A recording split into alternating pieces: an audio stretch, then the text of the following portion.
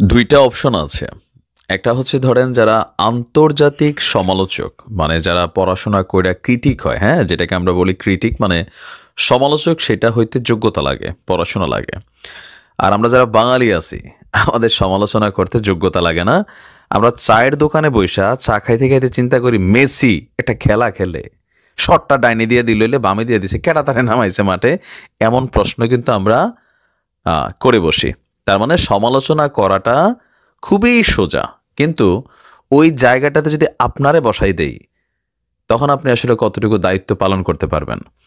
এই মুহূর্তে আজকের খুবই ব্রেকিং যেই নিউজটা, সেটা হচ্ছে ডক্টর মোহাম্মদ ইউনূসের এক বক্তব্যকে ঘিরে তোলপাড় অবস্থান চলছে। যখন আপনি সামওয়ান, হ্যাঁ, তখন আপনি অলওয়েজ ফোকাসড। আর যখন আপনি নো ওয়ান, তখন আপনারা কেউ ফোকাস করবেন আপনি কিভাবে খাচ্ছেন, আপনার ব্যক্তি জীবনে কয়টা গার্লফ্রেন্ড আছে, কয়টা বয়ফ্রেন্ড আছে, আপনার ব্যক্তি লাইফ কি, এগুলো নিয়ে মানুষ পাত্তা দিবেন। আবার যখনই আপনি দশজনকে ডিঙাইয়া সামনের সারিতে আসবেন, তখন আপনি পোশাকটা কি পরলেন, ভাত খাওয়ার সময় আপনি কি চপস চপস করে খাইলেন, নাকি জিব্বা বাইর করে খাইলেন, নাকি ভদ্রভাবে খাইলেন, সব কিছু ফোকাসড হয়, কারণ আপনি সামওয়ান। ডক্টর মোহাম্মদ ইউনূস যখন এই অন্তর্বর্তী সরকারের প্রধান উপদেষ্টা হলেন, তখন তিনি সামওয়ান হয়ে গেলেন। এরপরেই তাকে নিয়ে সমালোচনা, আলোচনা, 120 দিন চলে গেছে, সরকার কি করছে না করছে সবকিছু কিন্তু ডক্টর ইউনূস যেহেতু প্রধান উপদেষ্টা, তার উপরেই কিন্তু বর্তায়। আর সম্ভবত এই জিনিসগুলোতে তিনি অনেকটা ডিপ্রেশনে আছেন, মানসিকভাবে তার শক্তি যেটা, তিনি এটা হারিয়ে ফেলছেন, কারণ ফাংশন হচ্ছে না। 120 দিনে বাংলাদেশের মধ্যে কোনো পরিবর্তন নাই। কিছু হয়েছে, পলিথিন নিষিদ্ধ, তারপর প্লাস্টিকের বদলে কাচের বোতল আসছে, এরকম কিছু কিছু জিনিস হয়েছে, বাট দৃশ্যত আইনশৃঙ্খলা বাহিনীর চরম অবনতি, সকল কিছু ব্যবস্থাপনাতের মধ্যে অব্যবস্থাপনার দেখা। তো এই সকল কিছু নিয়ে যখন তাকে প্রচণ্ড সমালোচনা সহ্য করতে হচ্ছে, আজকে তিনি এক বক্তব্য দিয়ে বসছেন যে আমি আমার নিয়মিত কাজে ফিরে যেতে পারলে খুশি হব। কিন্তু কেন? তার মানে কি তিনি হতাশ, তিনি কি দায়িত্ব ছেড়ে দিতে চাচ্ছেন? তিনি কি বিষয়টা এমনভাবেই বলছেন যে ভাই কোনো রকমে আমার তাড়াতাড়ি এখান থেকে বিদায় করো? এই যে ওনার এই কথাটা নিয়েও আমরা আলোচনা করতেছি, তিনি সামওয়ান দেখে এরকম কথা উপদেষ্টারা বললে আমরা পাত্তা দিব না। বিএনপির তারেক জিয়া কি বলছেন এই মুহূর্তে ফ্যাক্ট না, শেখ হাসিনা ওপার বাংলা থেকে কি বলছেন ওইটাও ফ্যাক্ট না, বাট ডক্টর ইউনূস কখন কি করেন এটা কিন্তু সবাই নজরদারি করে। দর্শক, আমরা দেখছি যে আগামী সংসদ নির্বাচন আয়োজনের পর নিজের নিয়মিত কাজে ফিরে যাবেন বলে জানিয়েছেন, এটা আমরা জানি। তো এখন দ্য ইকোনমিস্টকে দেওয়া সাক্ষাৎকারে তিনি বলছিলেন যে এই মুহূর্তে তিনি যেই উপদেষ্টার পদটাতে বসে আছেন, জনগণের যে চাওয়া পাওয়া, মানে সকল কিছু মিলিয়ে তাকে যেই জায়গাটাতে দেওয়া হয়েছে, তার বক্তব্য আমার চাকরি আসলে কেড়ে নেওয়া হয়েছে, আমাকে জোর করে এ কাজে আনা হয়েছে।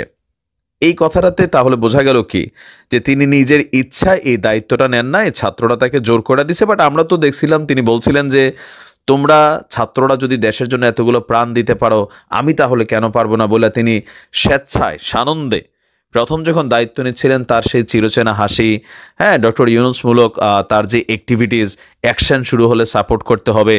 তো এখন তিনি আবার আইসা যেই কথাটা বললেন, সোশ্যাল মিডিয়া প্ল্যাটফর্মের যুগ, প্রযুক্তির যুগ, সব তো রেকর্ডেড। তো তিনি দ্য ইকোনমিস্টকে বলছেন যে আমার চাকরি কেড়ে নেওয়া হয়েছে, আমাকে জোর করে এই কাজে বসানো হয়েছে, আমি আমার কাজ করছিলাম, তা উপভোগ করছিলাম, এজন্য আমি প্যারিসে ছিলাম, সেখান থেকে আমাকে টেনে আনা হয়েছে অন্য কিছু করার জন্য। ওনার এই বক্তব্যটা খুবই সাংঘর্ষিক আমরা মনে করি তার অবস্থানের সাথে।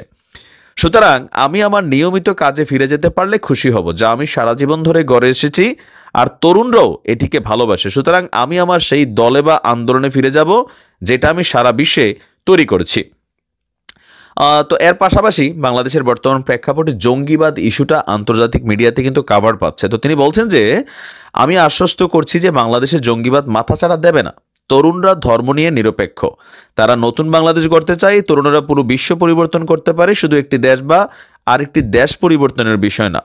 বাংলাদেশ যা করছে এটি একটি উদাহরণ যে তরুণরা কত শক্তিশালী। তো তরুণীদেরকে নিয়েও তিনি বিভিন্ন ধরনের বক্তব্য দিয়েছেন। ইভেন তিনি বলছেন যে আমাদের উচিত আচ্ছা, অভ্যুত্থানের নেতৃত্ব দেওয়া ৩ তরুণ ক্যাবিনেটে আছেন, অনেক বক্তব্য দিয়েছেন। তো এখানে যতটুকু বোঝা যাচ্ছে যে সমালোচনার মুখে বা সমালোচকদের বিভিন্ন অ্যাক্টিভিটিসে আমরা যারা ক্রিটিক আছি কম বেশি ভালোটাকে সাপোর্টও করি, বাট সমালোচনাকে সমালোচনাই করি।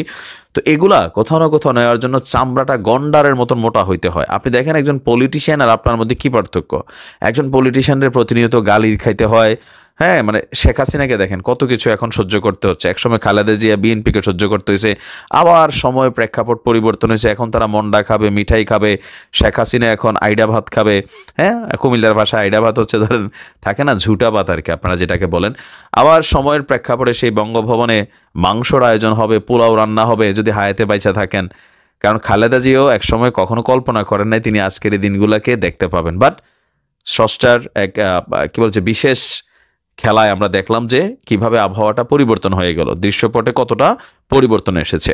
তো আমরা মনে করি ডক্টর মোহাম্মদ ইউনূসকে মানসিকভাবে আরো শক্তিশালী হতে হবে, কারণ তিনি যদি সরকারটাকে ফেল করান, অন্তর্বর্তী সরকার যদি ব্যর্থ হয়, তাহলে এইটার পে করতে হবে সার্জিস হাসনাতদের, এমনকি যারা এই বৈষম্য বিরোধী আন্দোলনের প্ল্যাটফর্মে জড়িত ছিল তাদের প্রত্যেককেই এটার জন্য কিন্তু চরম মূল্য দিতে হবে। তা আমরা চাই তিনি মানসিক শক্তিরা যেন না হারান। আর তিনি যে বক্তব্যটা দিয়েছেন আর একটু ক্লিয়ার করতে হবে, তিনি কি রাজি ছিলেন না তাকে জোর করে টাইনে আনা হয়েছে, কারা এই কাজটা করছে আমরা তাদেরও জানতে চাই।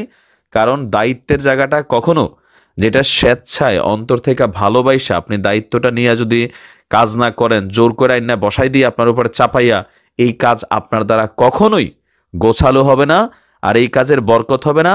ব্যক্তি কাজে ক্ষতিগ্রস্ত হন, তাদের দেশ জাতির কিছু যায় আসে না, কিন্তু যেখানে আপনি 10 জনের মধ্যে কানেক্টেড, আপনার কারণে পুরো একটা রাষ্ট্রের ক্ষতি হবে। নিশ্চয়ই ডক্টর মোহাম্মদ ইউনূস তিনি হিম্মত ফিরে পাবেন, আমরা আশা করছি। দেখা যাক কি হয়। ডক্টর মোহাম্মদ ইউনূস চতুর্মুখী একটা চাপ সহ্য করছে।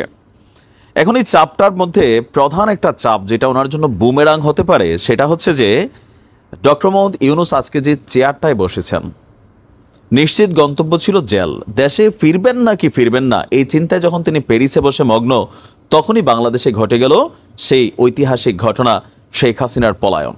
এরপরে রাতারাতি একদম জেলের থেকে সোজা, হ্যাঁ, আপনার একদম প্রধান উপদেষ্টার বাসভবন, রাষ্ট্রের সর্বোচ্চ সম্মানিত পদটাতে তিনি আসীন হলেন। আসীন হওয়ার পরে এই যে একটা সিস্টেমকে তিনি রান করতে চাচ্ছেন, তার যে সহযোদ্ধারা আছেন তারা আসলে কতটুকু ক্যাপাবল একটা রাষ্ট্রকে পরিচালনা করার জন্য। যথেষ্ট বয়স্ক মানুষ, সবাই অভিজ্ঞ, সম্মানিত, যার যার জায়গায় কর্মস্থলে যথেষ্ট বিচক্ষণ ছিলেন, কিন্তু যখন রাষ্ট্রের অতি গুরুত্বপূর্ণ মন্ত্রণালয়গুলোর দায়িত্ব তারা পেলেন, মোটামুটি বেশিরভাগ জায়গায় তাদের ব্যর্থতার গল্প প্রতিনিয়ত উঠে আসছে, সফলতা হচ্ছে অনেক দিকে। কিন্তু সবচেয়ে বেশি ঝামেলায় যে সেক্টরটায় পড়ছেন এটা হচ্ছে এই গণ অভ্যুত্থানকে এই রূপে নিয়ে আসতে যে সকল ছাত্ররা আহত হয়েছেন, যে সকল ছাত্ররা নিহত হয়েছেন, তারপর হচ্ছে যারা এই মুহূর্তে অন ট্রিটমেন্ট আছেন বা আন্ডার ট্রিটমেন্ট আছেন, তাদের ইস্যুটা কিন্তু একটা প্রধান ভূমিকা পালন করছে। এই ইস্যুতে দেশের মানুষের একটা বক্তব্য যে তোমরা কেউ মন্ডা খাচ্ছ, কেউ মিঠাই খাচ্ছ, কেউ ব্র্যান্ডের জ্যাকেট পরছো, কেউ বিদেশ ভ্রমণ করছো, অ্যাপলের আইফোন ব্যবহার করছো, আবার তোমাদেরই বন্ধুরা যাদের কারণে তোমরা এই জায়গাতে আসো, হ্যাঁ, কেউ 2-4টা গাড়ি নিয়ে ঘুরতেছো, আর বাকিরা হাসপাতালে বিনা চিকিৎসায় বা চিকিৎসা প্রপার যেটা হওয়া দরকার সেটা হচ্ছে না। এগুলা কিন্তু একটা বৈষম্য তৈরি করছে। আর এই ইস্যুগুলো নিয়ে যারা রাজনীতি করেন অবশ্যই সরকারকে চাপ দিবেন। ভিপিনুর আপনার অন্তর্বর্তী সরকার প্রধানের উপদেষ্টার যে কার্যালয় আছে, ডক্টর ইউনূসের কার্যালয় ঘেরাও করার হুমকি দিয়েছেন গণ অধিকার পরিষদ। গণ অধিকার পরিষদের সভাপতি নূর বলছেন, আমরা পরিষ্কার করে বলতে চাই, ডিসেম্বরের মধ্যে আহতদের 1/2 কোটি, নিহতদের 1 কোটি টাকা ক্ষতিপূরণ দেওয়া না হলে জানুয়ারিতে ডক্টর ইউনূসের কার্যালয় ঘেরাও করা হবে। উপদেষ্টাদের কাউকেই মন্ত্রণালয়ে ঢুকতে দেওয়া হবে না। খুবই সুন্দর এবং গুরুত্বপূর্ণ সিদ্ধান্ত। আমরাও মনে করি রাষ্ট্রের তো টাকার অভাব নাই ভাই। এখন যেই ছেলেপেলেগুলো আহত হয়েছে, যারা নিহত হয়েছে, কারোর বাড়িতে কালকে দেখলাম যে 59 জনকে তারা 3 কোটি টাকার কাছাকাছি দিছে, তাহলে এভারেজে কত পড়ছে? তারা 5 লাখ টাকাও পায় নাই। 59 জনকে 5 লাখ টাকার মতন পাইছে, কেউ একটু বেশি একটু কম। তো আহত নিহতদের পরিবার সম্ভবত এই টাকাটা পাইছে। 5 লাখ টাকা একটা মানুষের জীবনের দাম আজকের দিনে। আর তোমরা যারা বৈশা আছো, তোমরা ভাই এখানে রাজার মতন লাইফ কাটাচ্ছ, এটা কিন্তু বৈষম্যের একটা শিকার হচ্ছে। গতকালকে মানারাত ইন্টারন্যাশনাল ইউনিভার্সিটির বিপরীতে হাতিরঝিল ঝিলপাড়ে ঢাকা মহানগর উত্তর গণ অধিকার পরিষদের একটা প্রোগ্রামে গণঅভ্যুত্থানের শহীদদের স্মরণে এবং আহতদের সুস্থতা কামনায় অনুষ্ঠিত দোয়া আলোচনা সভায় তিনি বলছেন যে বারবার আহত নিহতদের সহযোগিতা এবং ক্ষতিপূরণের কথা বললেও সরকারের কানে পানি যাচ্ছে না। সরকার কি স্থিতিশীল করার জন্য শুরুতে দাবি দাওয়া নিয়ে বিভিন্ন গ্রুপকে আন্দোলন না করতে আমরা নিষেধ করেছি, অনেককেই থামিয়েছি, কিন্তু সরকার আমাদের কথা শুনছেন না। আমরা বারবার বলছি বিপ্লবের পরে প্রতি বিপ্লবের ঝুঁকি থাকে, বিপ্লব নস্যাৎ করতে অনেকে ষড়যন্ত্র করে, জাতীয় সরকার গঠন করে এই সংকট মোকাবেলা করুন। তারা বলছেন যে পরিচিত সার্কেল বন্ধুবান্ধব সহকর্মীদের নিয়ে উপদেষ্টা পরিষদ গঠন করেছে এই সরকার, যা গণঅভ্যুত্থানের অংশীজনদেরকে হতাশ করেছে। 4 মাসেও দেশ আগায় নাই। আওয়ামী লীগ সরকারকে পুনর্বাসনের ষড়যন্ত্র চলছে। নির্বাচন নিয়ে সরকার রাজনৈতিক দলগুলোর মধ্যে বিভাজন শুরু হয়েছে। জাতীয় সরকার জরুরি। এছাড়া যারা আহত হয়েছেন, নিহত হয়েছেন, শহীদ জুলাই স্মৃতি ফাউন্ডেশন এখানে 100 কোটি টাকা আছে, এই টাকায় না হলে অন্যভাবে সরকার এটা ব্যাকআপ করতে হবে, অতি দ্রুত চিকিৎসার ব্যবস্থা করতে হবে, সবগুলোই জরুরি। কিন্তু কোনো এক অজানা কারণে বারবার এই ঘটনাগুলোকে রিপিটেড সবাই বলছে, কিন্তু কাজ হচ্ছে না। কেন? আমরাও জানতে চাই কেন। আর এগুলা ডক্টর ইউনূসের জন্য একসময় কিন্তু বুমেরাং হবে। এমনও হতে পারে তাকেও ভবিষ্যতে দেশ ছেড়ে চলে যেতে হতে পারে সিচুয়েশন খারাপ হলে।